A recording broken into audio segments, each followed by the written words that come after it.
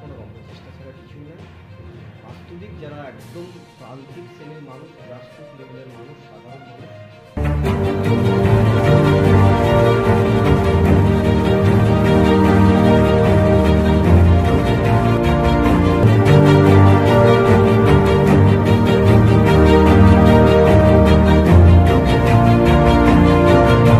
বিধানসভায় বিরোধীরা যেভাবে কটাক্ষ করছে এবং যারা বাংলায় কথা বলে তাদেরকে বাংলাদেশি বলা হয়, এই নিয়ে একটা করেছে, আপনারা কি বলবেন?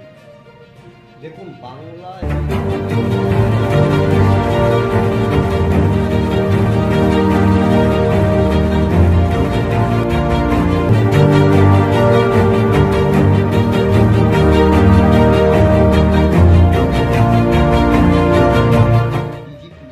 এরা বাংলা বিরোধী, বাংলার সংস্কৃতি, বাংলার কৃষ্টি, বাংলার সাহিত্য, বাংলার দর্শন বিরোধী। কারণ কি, তারা লোকসভা ভোটে মাননীয় স্বরাষ্ট্রমন্ত্রী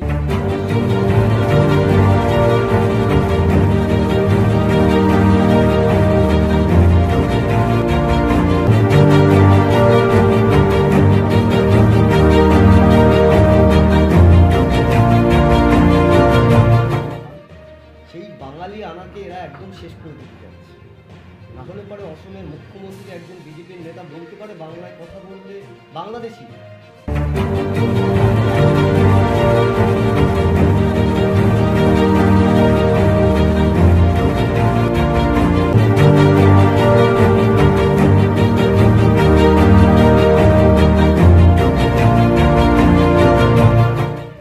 আমি বাংলায় খেপে গিয়ে করি বাংলায় চিৎকার, বাংলা আমার দীপ্ত স্লোগান, ক্ষিপ্ত তীর ধনুক, আমি একবার দেখি বারবার দেখি, দেখি বাংলা।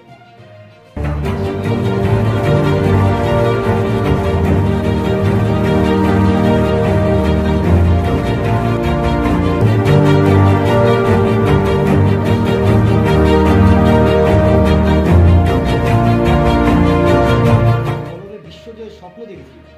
আজকে এই বাঙালির স্বাধীনতা থেকে নবজাগরণ সব জায়গায় পথ দেখিয়েছে। আজকে আন্দামান সেলুলার জেলে যত বন্দি আছে সেখানে দেখা যাবে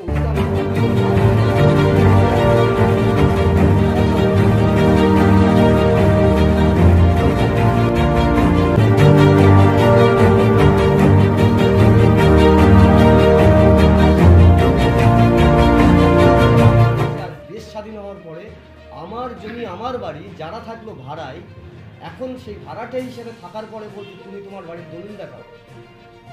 বাংলা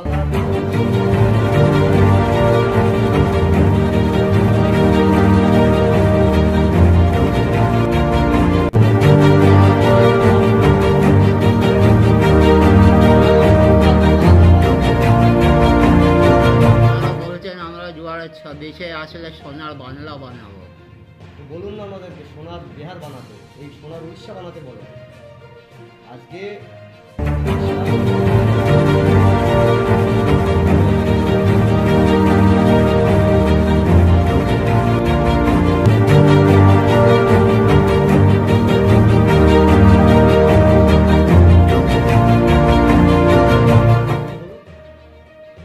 একটা মেয়ে বাঁচার জন্য প্রাণে ছুটে বেড়াচ্ছে, তাকে জ্বলন্ত অ্যাসিড দিয়ে পুড়িয়ে মেরে দিচ্ছে। এই তো তাদের কালচার। তো বলুন আগে বিজেপির সোনার উড়িষ্যা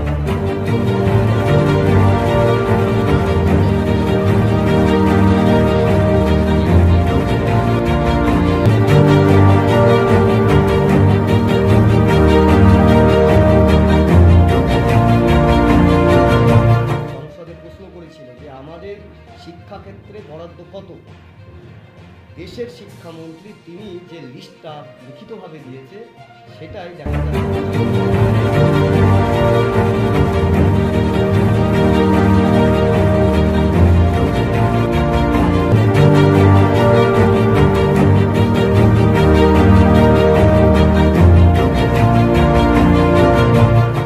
সেক্ষেত্রে অন্য রাজ্য কেন বাংলাকে দিচ্ছে? শিক্ষাক্ষেত্র থেকে মানচিত্র থেকে বাংলার নামটাই তুলে আজকে 100 দিনের কাজের টাকা, সেই কাজের টাকার বরাদ্দ কমিয়ে দিয়েছে।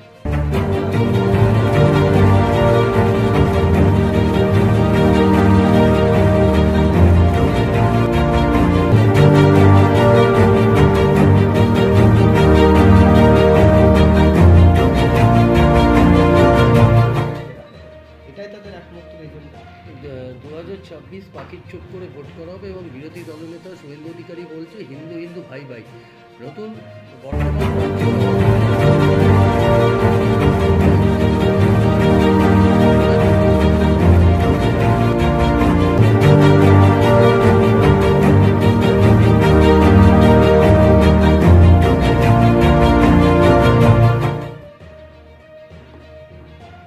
এখানে প্রধানমন্ত্রী, সম্মানীয় প্রধানমন্ত্রী, দেশের প্রধানমন্ত্রী, সবার প্রধানমন্ত্রী, উনি একটা কথা বলতে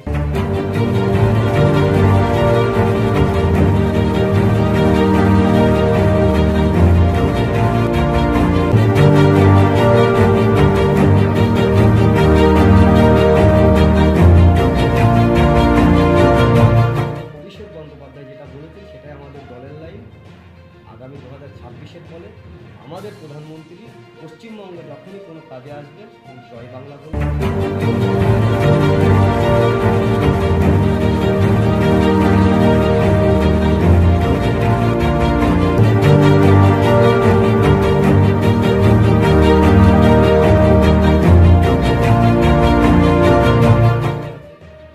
ওনার প্রতি আমাদের একটা আলাদা শ্রদ্ধা আছে।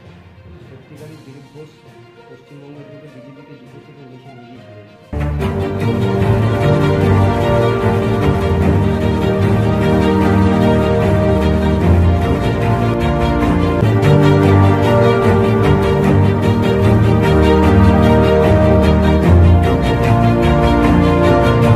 প্রাপ্ত হবে সেটা ওনার পক্ষে মেনে নেওয়া খুব কষ্টকর। দিলীপদাকে তো অ্যাকচুয়ালি সিট সরানো না, দিলীপদার রাজনৈতিক ক্যারিয়ার নষ্ট করবার জন্য বিজেপিতে যারা দিলীপদার পাশে আছে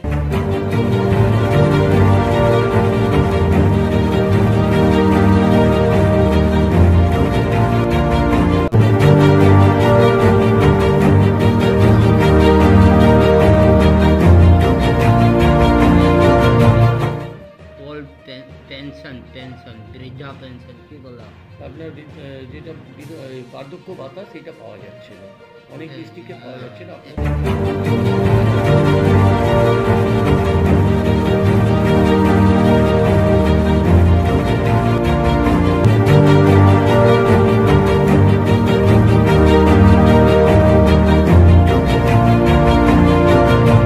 হিন্দু পেনশন আছে, তার মধ্যে ওল্ড এজ পেনশন আছে, কৃষি পেনশন আছে। তো সেক্ষেত্রে প্রচুর মানুষ পেয়েছে। আমাদের লাস্ট দুয়ারে সরকারের যে সাবজেক্টগুলো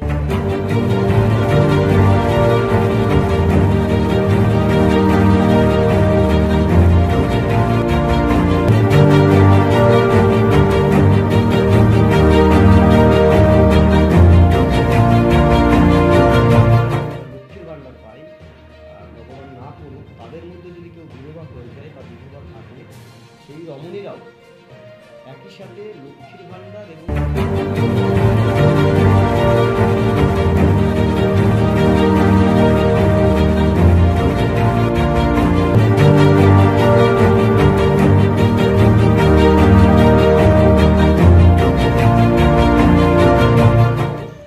এই পেনশন প্রকল্পের দ্বারা উপকৃত এবং তাদের কাছে এই 1000 টাকাটা অনেকটাই মাসের শেষে তাদের একটা এই বয়সে এসে উপকার করে।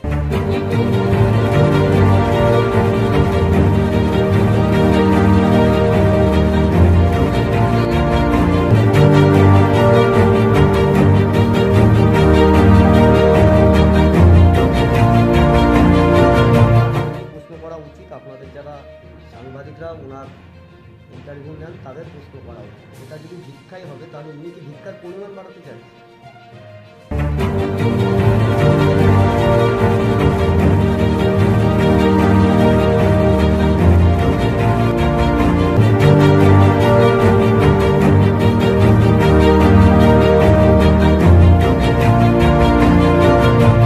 কল্যাণ কর অর্ধেকটা করিয়াছে নারী অর্ধেকটার নয়। আজকে নারীকে মমতা বন্দ্যোপাধ্যায় সম্মানিত করার চেষ্টা করেছে।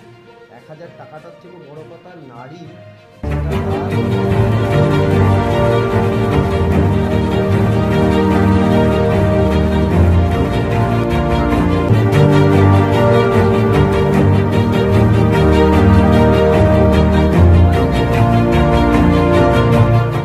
প্রজেক্ট সারা বছর ধরে লেগে থাকে। এটাকে বিজেপি যেভাবে অসম্মানিত করে নারীদের, 2021 সাল যে জবাবটা পেয়েছিল 2026-এ এটা আরও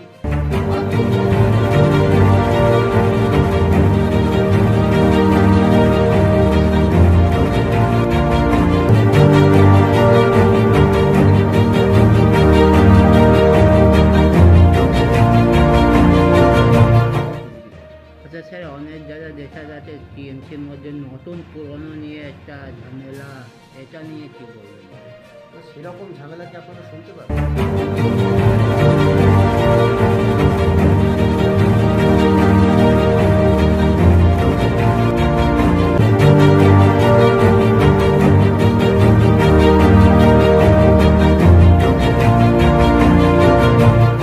তারাও আছে, ফলে একটা পরিবারে থাকতে গেলে মাঝে মাঝে আমাদের ভিতরে মতান্তর হয়, কিন্তু সেটা মনান্তর নয়।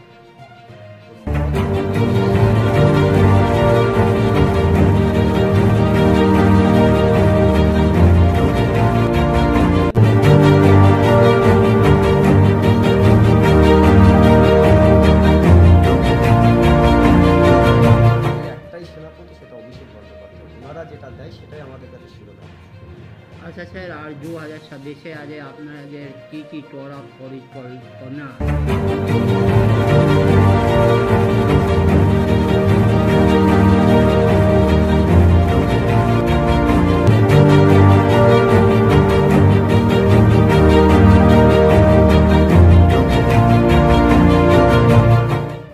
এই মুহূর্তে এক লক্ষ বলা সম্ভব না, কিন্তু আমাদের নদীয়া জেলা এটা একদম একটা বাংলাদেশ বর্ডারের সঙ্গে অনেকটা সেক্ষেত্রে